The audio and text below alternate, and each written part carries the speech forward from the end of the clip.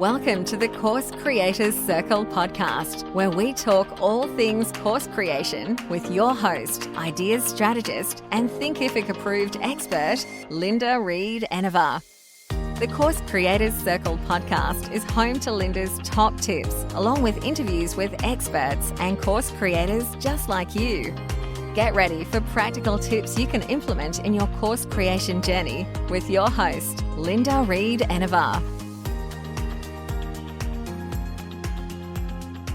So you want to teach a course, but you're stuck for ideas on what to teach. In this episode of the Course Creators Circle podcast, we're going to tackle that topic that quite often stops course creators from creating that course in the first place is, what can I teach? I don't know what to teach. I don't know what people want to learn from me. So that is what we are delving into today. The ideas, the opportunities, what you can actually look at teaching. Because as course creators, and I know because you're looking at this, you have knowledge to be able to share along this journey. So course creation all comes from knowledge. And that is the knowledge we have, and then the knowledge that someone else, and hopefully many people, want to know about. So in this episode, we are going to start delving through the line of questions that you can ask so you can deal with that what do I teach or what should I teach question that's in your head. So for starters, we actually teach what we know. So I want you to grab a notepad and paper and start writing down along with me the answers to these questions as I ask you them. So teaching what we know, what are our passions, what are the things that you know that you could talk about for hours? Write them down because they're a great foundation for teaching courses because you need to be passionate about what you teach. And if you can talk about it for hours, if you know it inside out and you're very passionate about it, then it's a great chance for you to be able to teach it because that passion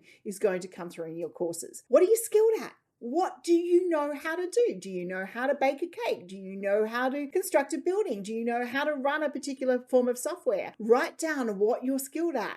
Do the fun skills as well as the ones that you want to be known for as an expert. Write down what you're skilled about and make sure that you really start looking at those skills and going, how do I break them down? How do I share them with people? Because those skills have taken you time to learn. So when you write down your skills, make sure that you look at what were the key steps that you think people should know if they need to pick up that skill along the way.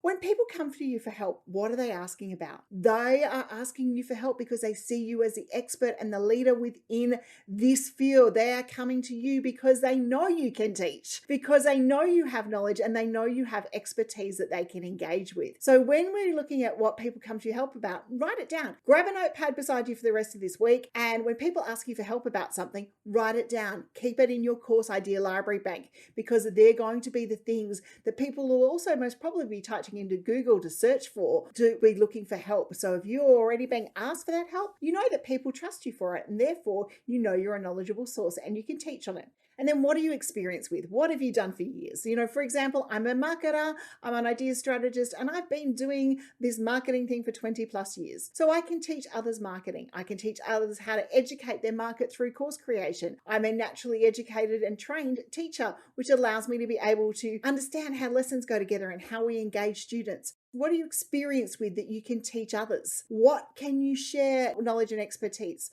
So we start with what we know. Okay. And that really helps us start to work out what courses can we put into our online school or our online business academy. And then we delve into what we learned. So we can teach what we've learnt, what we wish we knew when we started, what's changed in the industry, what shortcuts would you take people along the way?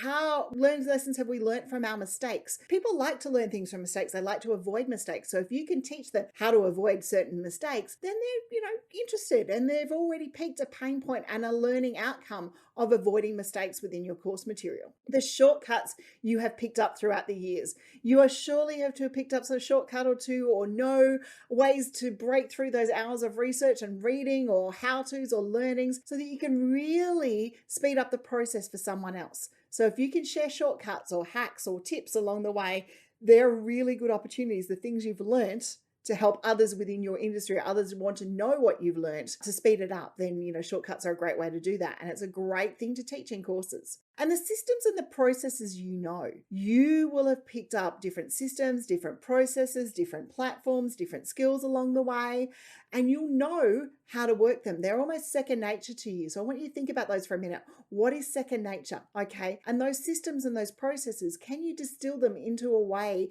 that other people can learn how to use those systems or processes?